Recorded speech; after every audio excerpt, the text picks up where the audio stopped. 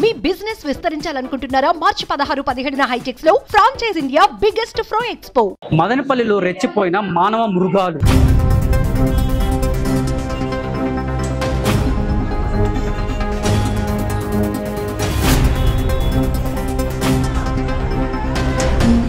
పదవ తరగతి విద్యార్థిపై మూకుమ్మడి దాడి.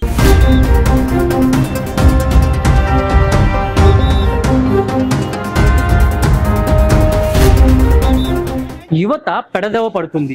ఏది చెడు ఏది మంచో తెలియక కాదు, వారికి అన్ని తెలుసు. ఏం చేసినా ఏమవుతుందిలే, మా వెనకాల పార్టీ నేతలు ఉన్నారు, పెద్ద పెద్ద గ్యాంగులు ఉన్నారు, మేమేం చేసినా వెనకేసుకొని వస్తారు, ఎవరైతేనే మాకేం లెక్క. మదనపల్లిలో క్రూరముగాలు లాగా కొందరు యువకులు మారిపోతున్నారు. పట్టపగలే మదనపల్లి ఇందిరానగర్ మెట్రో సర్కిల్ వద్ద స్థానిక జెడ్పీ హై స్కూల్ వద్ద 10వ తరగతి చదువుతున్న ఓ మైనర్ విద్యార్థిపై పలువురు యువకులు ఇనుప రాడ్లు బెల్ట్లతో పైశాచిక దాడి పాల్పడి తీవ్రంగా కొట్టారు. స్థానికులు వారిస్తున్నా వినకుండా చావబాదారు.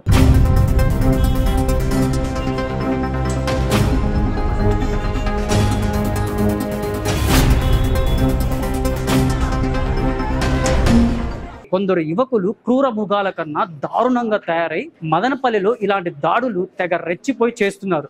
నిన్న జరిగిన దాడి వల్ల చాలా భయం వేస్తుంది. నిన్న జరిగిన గొడవ వల్ల మా పేరెంట్స్ చాలా భయపడుతున్నారు. మేము కూడా చాలా భయపడాము. మమ్మల్ని స్కూల్ పంపడం కూడా లేదు. కోమిటి వాణి చెరువు ఉన్న ఓ కళాశాల ముందు జరిగిన దాడిలో ఓ విద్యార్థి అవిటివాడు అయ్యాడు. బయటకు చెప్పుకోలేక ఇంటికే పరిమితమయ్యాడు.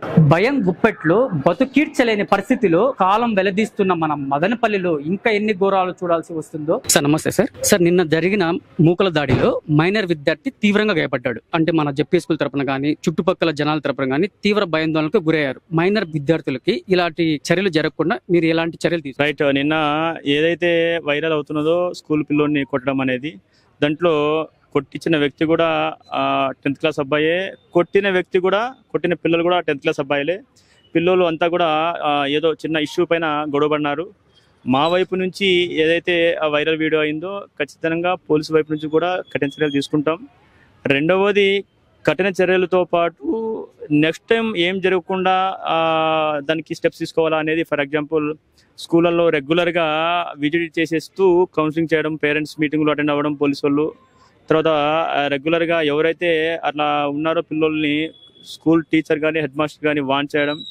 తర్వాత మా police movement everyday morning evening మా పోలీస్ మూమెంట్ స్కూల్కి పోయేటప్పుడు లేకపోతే బయటకు వచ్చేటప్పుడు బయట మూమెంట్ చేయడం, పోలీస్ పెట్రోలింగ్ చేయించడం, అగైన్ మఫ్టీలో పెట్టడం అలాంటి పిల్లలు ఎవరైనా ఉంటే. అగైన్ తర్వాత సెల్ ఫోన్ అనేది పూర్తిగా కంట్రోల్ వాళ్ళ స్టాఫ్ చెప్పేసి కంట్రోల్ చేయించడం. ఇలా చెప్పుకుంటూ ఎంతవరకు స్టెప్స్ అయితే మనం కంట్రోల్ అవ్వడానికి, ఇలాంటి గొడవలు కంట్రోల్ అవ్వడానికి ఏమి స్టెప్స్ వాటన్నిటి కూడా కన్సర్న్ స్టాఫ్ లేకపోతే కన్సర్న్ డిపార్ట్మెంట్ టీచర్ వాళ్ళతో స్కూల్ యాజమాన్యంతో తీసుకుని మా పోలీస్ వైపు నుంచి కూడా ఖచ్చితంగా కఠిన చర్యలు తీసుకుని ఇంకొకసారి జరగకుండా చూసుకుంటాం. దాడి జరగడానికి ముఖ్య కారణం ఏంటి సార్? చెప్తా, చిన్న పెట్టి ఇష్యూ అంటే అవన్నీ కూడా మనం మాట్లాడుకోకూడదు. ఏదైతే పెట్టి పిల్లలు ఏదో ఉంటారు కదా, వీళ్ళు కొట్టడం, వాళ్ళని కొట్టుకోవడం అనేది పెట్టి ఇష్యూస్తో స్టార్ట్ అయింది. ఇప్పుడు వాళ్ళని పట్టుకున్నారా లేదా సార్? ఎస్, అందరూ కూడా నిన్ననే పిలిపించినాం. వాళ్ళ పేరెంట్స్ని వాళ్ళ పిల్లలతో పాటు కౌన్సిలింగ్ చేసినాం.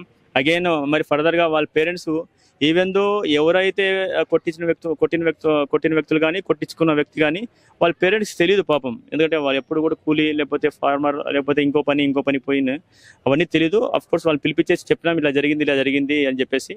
అఫ్ కోర్స్ వాళ్ళు కూడా తెలుసు సార్, ఇంకోసారి మేము జరగకుండా చూసుకుంటాం కూడా వాళ్ళు కూడా పేరెంట్స్ హామీ ఇవ్వడం జరిగింది. అఫ్ కోర్స్ వాళ్ళ పేరెంట్సే కాకుండా మా వైపు లేకపోతే స్కూల్ యాజమాన్యం వైపు, ముఖ్యంగా హై స్కూల్ అనేది మదనపల్లి హై స్కూల్ అనేది more than 2000 actually 600. So it is control to చేయాలంటే కొన్ని కఠినమైన చర్యలు తీసుకోవాలా, లేకపోతే ఇవి కంట్రోల్ కావు. కాబట్టి ఖచ్చితంగా మేము కూడా ఏదైతే ఇంకోసారి జరుపుకున్నట్ల కఠిన చర్యలు ఏదో అవసరమో అవన్నీ కూడా తీసుకుంటాం. కఠిన చర్యలు ఎలాంటివి తీసుకుంటారో మాకు తెలపగలరా సార్? ఫర్ ఎగ్జాంపుల్ ఎవరైతే ఇప్పుడు గొడవ పడినారో ఆ గొడవకు సంబంధించిన విషయానికి దానిపైన యాక్షన్ అనేది ఉంటుంది. రెండవది, ఖచ్చితంగా మా మఫ్టీలో మా పోలీసులు తిరుగుతూ ఉంటారు, పెట్రోలింగ్ ఉంటారు, యూనిఫామ్ లో తిరుగుతూ ఉంటారు. థర్డ్, రెగ్యులర్ గా మీటింగ్ పెడుతుంటాం. తర్వాత ఫోర్త్ అనేది ఎవరైతే సెల్ ఫోన్స్ లేకపోతే ఎవరైతే ఆ పిల్లలు కొంతమంది ఉంటారో, ఇప్పుడు 100 మందిలో 1-2 వల్ల మొత్తం స్కూల్ కు చెడ్డ పేరు వస్తుంది, ఇక్కడే కాదు ఎక్కడైనా కానీ. సో అలాంటి పిల్లల్ని ఐడెంటిఫై చేసి టీసీ ఇవ్వడమా, లేకపోతే వాళ్ళ పిల్లలకి పేరెంట్స్ చెప్పేసి వాళ్ళని సెటరేట్ అవుతారా లేదని చెప్పడం. అది తర్వాత అగైన్ టీచర్స్ ఎవరైతే ఉంటారో టీచర్స్ కూడా కొద్దిగా ఎవరైతే 100 మందిలో 1-2 ఉంటారో అలాంటి వాళ్ళు ఖచ్చితంగా ఏం స్టెప్స్ అయితే తీసుకుంటే ఇది కంట్రోల్ అవుతుంది అనేది టీసీ ఆర్ లేకపోతే కౌన్సిలింగ్ లేకపోతే పేరెంట్స్ మీటింగ్ రెగ్యులర్గా కండక్ట్ చేయడం. అవన్నీ కూడా చర్యలు తీసుకుంటాం. నిన్న జరిగిన మూకల దాడిలో ఒక మైనర్ బాలుడు తీవ్రంగా గాయపడ్డాడు. సో ఈ విషయమై ఒక ప్రముఖ స్కూల్ ప్రిన్సిపాల్ గారిని ఎలాంటి కౌన్సిలింగ్ ఇస్తున్నారు విద్యార్థులకి అనే విషయాన్ని గురించి తెలుసుకొని మాట్లాడదాం. సార్ నమస్తే సార్. సార్ నిన్న జరిగిన సంఘటన అందరికీ తెలిసింది, చాలా వైరల్ కూడా అయింది. కొంతమంది అంటున్నారు ఇలా జరగడం వల్ల గురువులు ఏం నేర్పిస్తున్నారు వీళ్ళకి అంటున్నారు.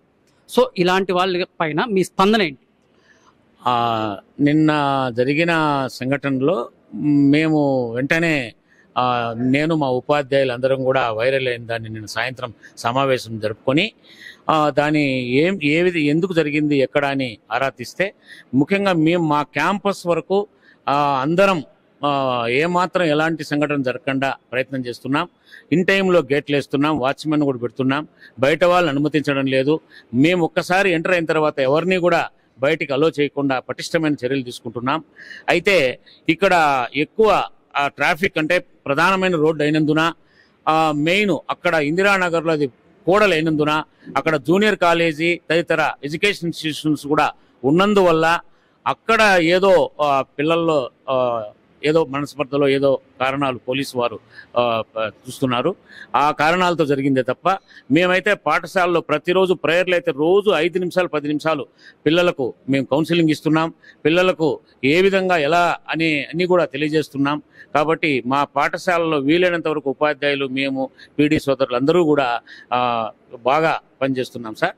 ఎలాంటి జరగకుండా కూడా చర్యలు తీసుకుంటాను. క్యాంపస్లు ఇంత పెద్ద పాఠశాల అయినప్పటికీ కూడా చాలా చర్యలు తీసుకుంటాం సార్. ఇప్పుడు మీ స్కూల్ టైమ్స్ ఎలా ఉంటాయి sir? From 9 AM to 4 PM sir.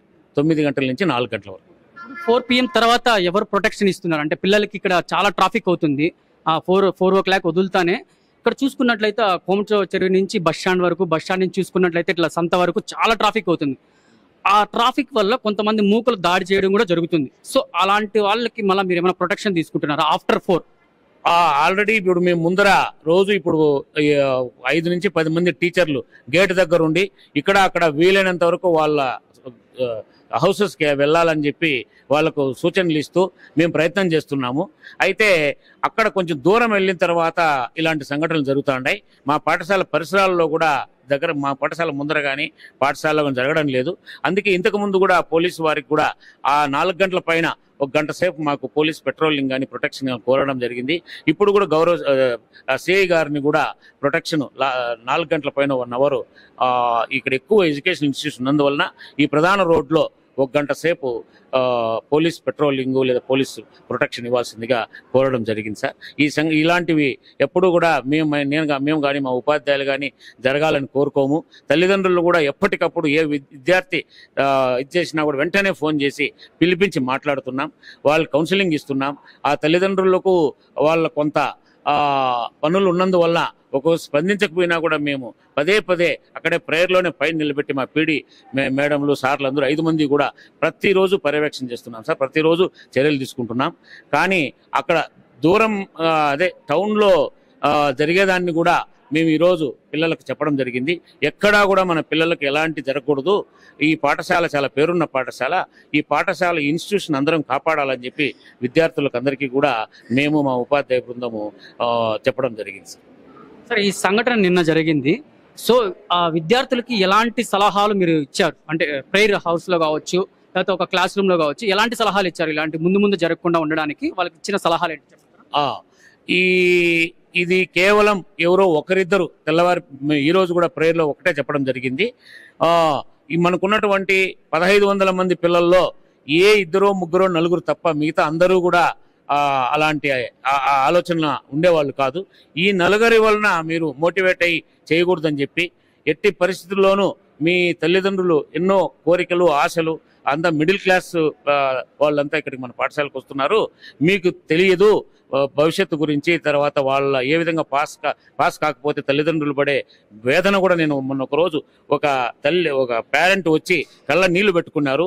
ఆ అబ్బాయి ఫెయిల్ అయినాడు, మళ్ళీ సప్లిమెంట్లో కూడా ఫెయిల్ అయితే కూడా లేదు సార్ మా అబ్బాయి పాస్ అయ్యేడుకు చూడండి అని వాళ్ళు అధీనంగా మాట్లాడుతుంటే ఆ విషయాలు కూడా ప్రేయర్లో పిల్లలకు చెప్పి మోటివేట్ చేయడం జరిగింది. మీరంతా బాగుండాలా, మంచి భవిష్యత్తుతో ఉండాలని చెప్పి కూడా ప్రతిరోజు మేము మా ఉపాధ్యాయుల తరగతి గదుల్లో అయితే అన్ని రకాలుగా చర్యలు తీసుకుంటున్నాం సార్. ప్రతి విద్యార్థికి ఏది మంచో ఏది చెడు అందరికీ తెలుసు. అయినా ఇలాంటి దాడులు జరుగుతున్నాయి. కొంతమంది చిన్న పిల్లలు కూడా మరణాయుధాలు బ్యాగ్ లో పెట్టుకొని వస్తున్నారు. అలాంటివి ఏమన్నా మీ స్కూల్లో జరిగే అవకాశం ఏమన్నా ఉందా? వాళ్ళకి ఏమైనా చెకింగ్ ఏమైనా చేస్తున్నారా? అంటే నిన్న జరిగిన దాడిలో ఆ రాడ్లతో గానీ బెల్ట్ తో గానీ కొట్టారు అబ్బాయిని. సో అలాంటి మరణాయుధాలు వీళ్ళు విద్యార్థులు ఏమైనా బ్యాగ్ లో పెట్టుకొని వస్తున్నారా? అలాంటి వాళ్ళు ఏమైనా చెక్ చేస్తున్నారా? తప్పకుండా సార్. నిన్న జరిగిన దీంతో ఆ మరణాయుధాలు ఉన్న పిల్లలు మా పిల్లలు కాదు సార్. ఎందుకంటే మేము ప్రతిరోజు ప్రతి టీచరు బ్యాగ్స్ చెక్ చేస్తున్నారు, గేట్లో కూడా చెక్ చేస్తున్నాము, అన్ని చేస్తున్నాము. ఎవరు కూడా మారణాయుధాలతో మా స్కూల్లోకి ఎంటర్ కావడం లేదు. ఎవరు మేము పూర్తి చెకింగ్ ఉంటుంది.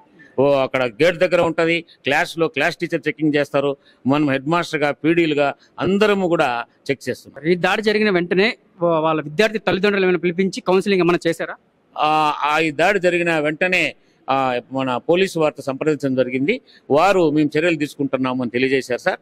మళ్ళీ మార్నింగ్ సిఐ గారును ప్రేయర్కి పిలిపించి ఆ సిఐ గారి ద్వారా సందేశం ఇప్పించడం జరిగింది. సిఐ గారు హెడ్ కానిస్టేబుల్ వారు ఏమి చర్యలు తీసుకున్నాము, ఏం పిలిపించారు అన్ని చెప్పడం జరిగింది.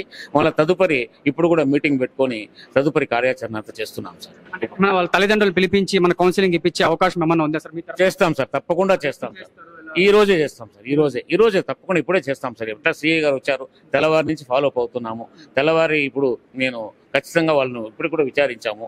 ఆ అబ్బాయి తల్లిదండ్రులు పిలిపించి ఖచ్చితంగా చర్యలు చేపడతాం సార్. నిన్న జరిగిన సంఘటనలో ఒక విద్యార్థి ఆ సంఘటన చూశాడనమాట. ఆ సంఘటనని అతన్ని అడిగి తెలుసుకున్నాం, ఏం జరిగింది, ఎలా జరిగింది అనే విషయాన్ని తెలుసుకున్నాం. చెప్తాముడు నిన్న జరిగింది కదా, మీరు చూసారు కలర్ చూడలేదు సార్. ఆ దావలో పోతా, ఆ రోడ్లో పోతా అంటే బయట వాళ్ళు వచ్చి మా బయట వాళ్ళు వచ్చి అబ్బాయిని కావాల్సుకుని కొట్టారు సార్. కావాలని కొట్టారు సార్. మాకు పోలీస్ ప్రొటెక్షన్ కావాలి, అలాగే ఒక కెమెరా, అలాగే లేడీ కానిస్టేబుల్స్ ని మఫ్టీలో పంపించండి సార్ అని. అంటే మీరు దాడి అయిపోయిన తర్వాత చూసినారా? దాడి జరుగుతున్నప్పుడు చూసారా? దాడి జరుగుతున్నప్పుడు ఆ రోడ్లో పోతున్నాం సార్. మళ్ళీ వేరే వాళ్ళు వచ్చి ఆ దాన్ని ఆపుతానన్నారు సార్. అంటే వేరే వాళ్ళ అంకులు వాళ్ళందరూ అప్పుడు మేము పోతా అంటే మమ్మల్ని పెరిమేసినారు సార్ అంకుల్ వాళ్ళు కూడా. అందుకని ఏమన్నా అడ్డుకున్నారా? అట్లా జాగ్రత్త కొడతా అంటే మీరు అడ్డుకున్నారు వాళ్ళని? మేము అడ్డుకోలేదు సార్, వేరే వాళ్ళు అడ్డుకున్నారు. మేము మమ్మల్ని కూడా తరిమేస్తా అంటే మేము వచ్చేసినాం సార్. మళ్ళీ భయపడి వచ్చేసినారు. అంటే ఏ ఆయుధాలు వాళ్ళ దగ్గర ఉన్నాయి? Iron belt sir. Iron belt, engine belts. ఇంకా ఇంకేమేమి ఉన్నాయి? ఇంజన్ బెల్ట్స్ మాత్రమే సార్. మామూలుగా అయితే స్కూల్లో అయితే మామూలుగా 4 గంటల వరకు జాగ్రత్తగానే చూసుకుంటున్నారు సార్ టీచర్స్ వాళ్ళందరూ. మళ్ళీ 4 గంటల తర్వాత అందరూ వేరే వాళ్ళు ఎవరు బయట వాళ్ళందరూ వచ్చి మమ్మల్ని అంటే మా వాళ్ళని పిలుచుకొని పోయి అక్కడ బయటకు పిలుచుకొని కొడతాన్నారు. దానివల్ల పోలీస్ ప్రొటెక్షన్ కావాలి సార్ మాకు. నా పేరు ధనలక్ష్మి.